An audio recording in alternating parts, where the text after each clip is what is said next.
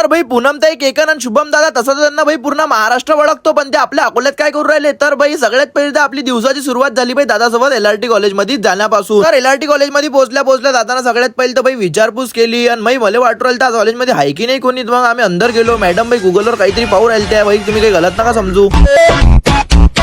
मग तेवढ्यात आला भाई मला आदित्य पलांचा फोन. घरी जाता जाता म्हणे भाई आपल्याला जा लागते म्हणे खदान पोलीस स्टेशनला. म्हटलं काय रे बा काय झालं. म्हणे जाच लागते म्हणे पलान तुम चलो बोले सिर्फ अपने काम आहे. म्हटलं भाई पलानने बोला करणे का तो करणे का. मग आम्ही निघालो भाई खदान पोलीस स्टेशनला जायला. आम्ही तिथं पोहोचल्यावर लावला भाई फोन की ज्यांना आम्हाला फोन लावता की तुम्ही खदान पोलीस स्टेशन समोर या म्हणून. भाई इथं पोहोचल्यावर तो दादा आम्हाला घ्यायला आला भाई. तो दा म्हणते भाई की तुम्हाला आमच्या लग्नात चलाच लागते. म्हटलं पण नाईट पॅन्ट टी शर्टवर हाव म्हणे चलाच लागते म्हणे. भाई मग आम्ही नाईट पॅन्ट टी शर्टवर त्या दादाच्या घरच्या लग्नात चालला गेलो भाई. आणि मग म्हटलं दादा दादाला भेटून घेऊ कारण की दादा पुण्याहून इथे येतात भाई. दादाला भेटलो. भाई पूनम ताई दादा तुम्हाला भाई जसे वाटतात तसेच आहेत भाई. बिलकुल तेच बोलणं तेच त्यांचं चालणं भाई. त्यानंतर आपल्या घरी आणली होती गाय भाई. तुमच्या भावानं सगळ्यात पहिले तर भाई नजर काढून टाकली. तुमच्या भावाला भयानक नजरा होतात भाई पोरींच्या. म्हणतात बापरे क्यूट बॉय. नंतर भाई आपण थोडंसं नंदी महाराजांसोबत खेळलो. तुम्हाला जर आपला ब्लॉग आवडला असेल तर आपल्याला इंस्टावर फॉलो, युट्यूबवर सबस्क्राईब करून टाका. भेटूया पुढच्या ब्लॉग मध्ये.